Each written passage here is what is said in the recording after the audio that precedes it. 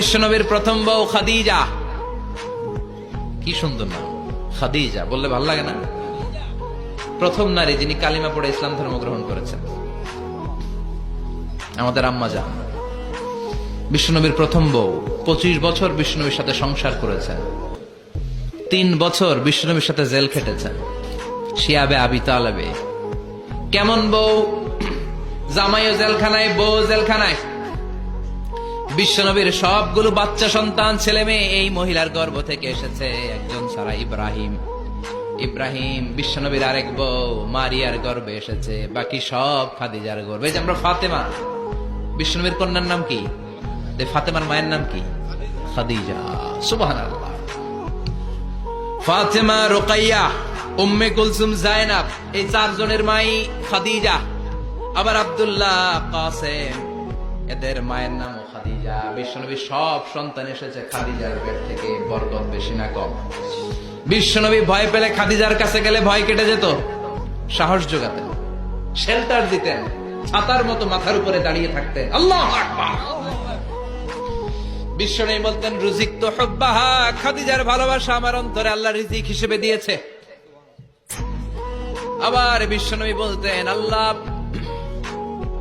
যেই কিয়ামতের দিন বন্ধু বন্ধুরে চিনবে না, ভাই ভাইরে চিনবে না, কেউ কাউরে চিনবে না, ওই কঠিন দিনে আমি আমার খাদিজারে যেন ভুলে না যাই, আমার খাদিজারে যেন দেখা মাত্রই চিনতে পারি এটা আমার খাদিজা। খাদিজাকে নিয়ে মা আয়েশা একদিন একটা কটু কথা বলেছিল, ও নবী, কবে আপনার এই বুড়ি মহিলা, বুড়ি বউ খাদিজা ইন্তেকাল করেছে, তারপরে কত সুন্দরী সুন্দরী বউ আমরা এসেছি, আম করে ভালো লাগে না? খালি বুড়ির কথা কেন? খালি ওই বুড়ির কথা স্মরণ করেন। আমরা আছি, আমাদের দিকে তাকান, আমরা কত সুন্দরী, আমরা কত ভালো।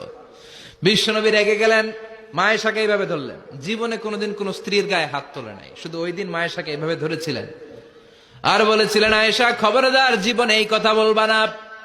আমার খাদিজা আমার বিপদের দিনের সঙ্গিনী, তোমরা আমার সুখের দিনের সঙ্গিনী। তোমরা কেউ আমার সাথে জেল খাটো নাই, খাদিজা আমার সাথে জেল খেটেছে 3 বছর। কয় বছর? খাদিজা যখন ইন্তেকাল করলো, বিশ্বনবী কবর দিলেন, দোয়া করলেন আর কাঁদলেন। সাহাবারা দোয়া শেষে চলে যায়। আবু বকর বললেন, নবী, কবর দেয়া হলো, খাদিজাকে দোয়া করা হলো, এবার চলেন। বিশ্বনবী তবুও যান না। বিশ্বনবী বললেন, আবু বকর, তোমার মনে চাই তুমি ঘরে ফিরে যাও, আমি যাব না, আমি দাঁড়িয়ে থাকবো। খাদিজার কবরের 3টা প্রশ্নের জবাব আমি বিশ্বনবী দিয়ে তারপরে ঘরে ফিরে যাব। সাইয়েদনা জিবরাইল এসে বললেন, নবী, আর কান্না করবেন না, আর দাঁড়িয়ে থাকবেন না, আর বায়না ধরবেন না, বন্ধুর সাথে চলে যান। খাদিজার কবরের 3টা প্রশ্নের জবাব নিয়ে আপনার টেনশনের দরকার নাই। টেনশন কার? আপনি তাড়াতাড়ি চলে যান।